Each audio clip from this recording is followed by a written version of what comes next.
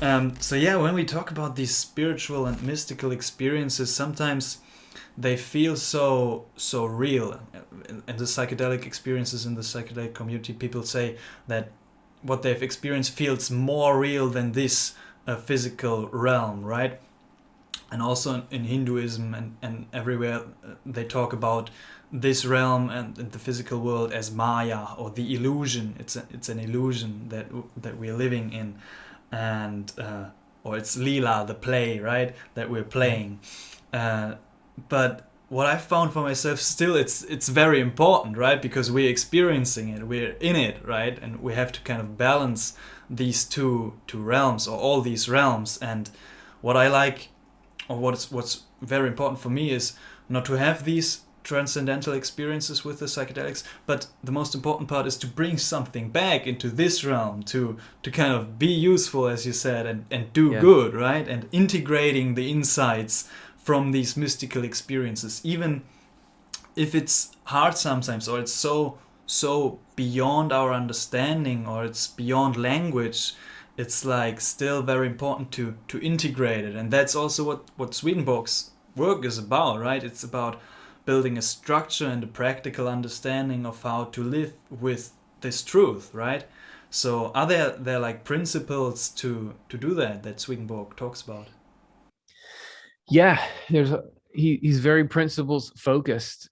And I think I like the point you're making about even though it's true that the non-physical stuff is more real than the physical stuff, he stated that the spiritual side of things is the more real and more vivid side of Mm-hmm. things. It's kind of like the physical stuff is like the skin, and then the spiritual stuff is the muscles and the DNA and everything that's in there. But you're gonna be in trouble if you don't have skin.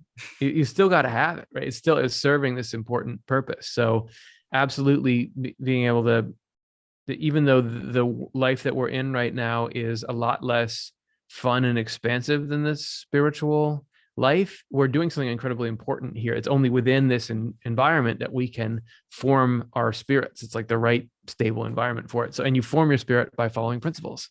So to Swedenborg, let's see, really the main thing we need to do is, he had a process that was called repentance, reformation, and regeneration. So repentance is doing self-examination once in a while. So not even that often, but on occasion, just take stock of what do I like doing, and what kind of things have I been doing, and look in there and say, is there anything that I am doing that I'm doing because I enjoy it, that I think is actually not good? Like, I don't think that's right. I don't think that's in line with whatever I believe is the spiritual path or the right path. And then not just saying, oh yeah, I've got so many issues, but actually looking at one thing and saying, all right, I'm going to try not to do this anymore. And I'm not going to try not to do this because some religion told me to, or I'll get in trouble, but because I don't think it's the right thing to do. Then once you identified it, asking the divine for help. And then on occasion, when the urge to do that thing arises, don't do it. That is like the basic formula.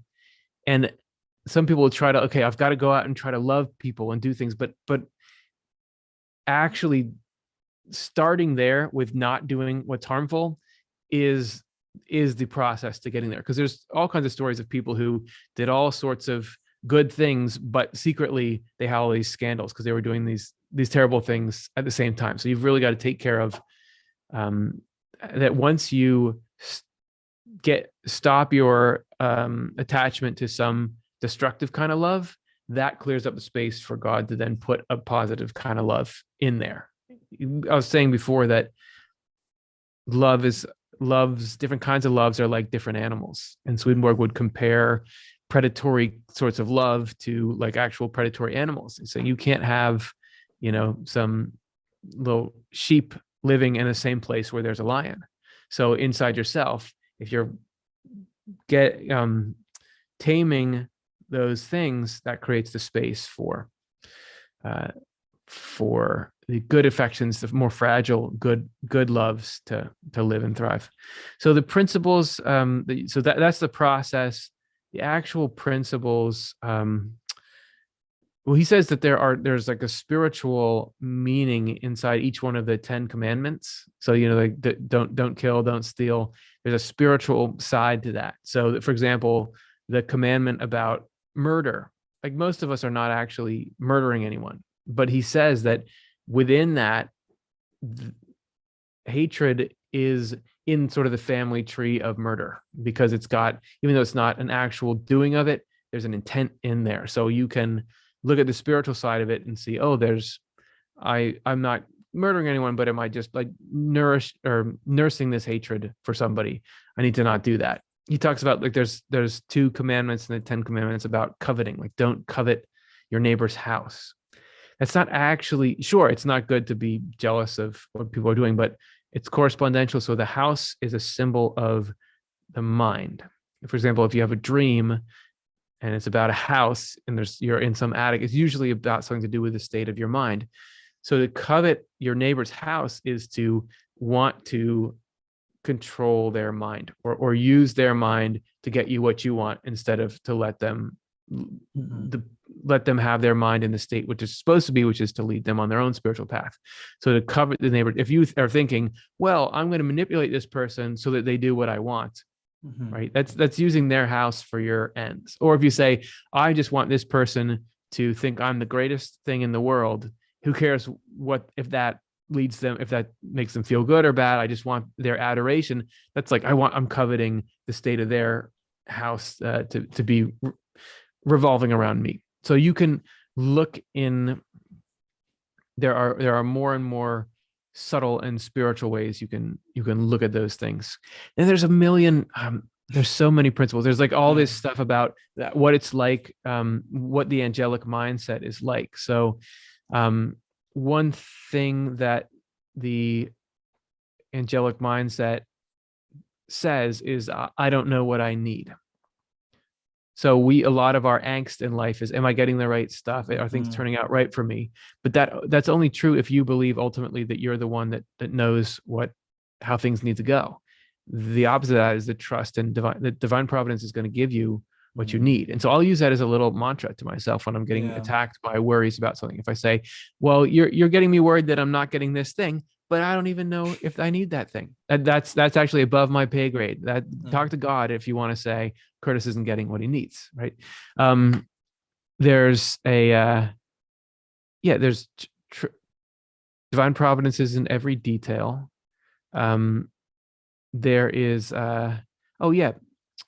looking for the good, assuming good is coming out of people's motives. He says that it's actually angelic to focus on and look for what's good in every person, and that's actually the part you should be working towards. It doesn't mean you like excuse bad behavior, but just knowing that the good part of someone is the part you're trying to coax out or help or do, and also not blaming people for their evil or giving them credit for their goodness. Just knowing if evil's coming through them, it's because hell's got a hold of them. If goodness is coming through them, that's God's. So it's no longer obsession with, well, who's better or worse than someone else. You're just trying to get good work to be done. There's a couple, I could go on forever about him, but he has, there's a ton of principles, and I almost cycling through which one is the most useful for me at the time, because there's so many good ones. Yeah, thank you. That were very practical principles.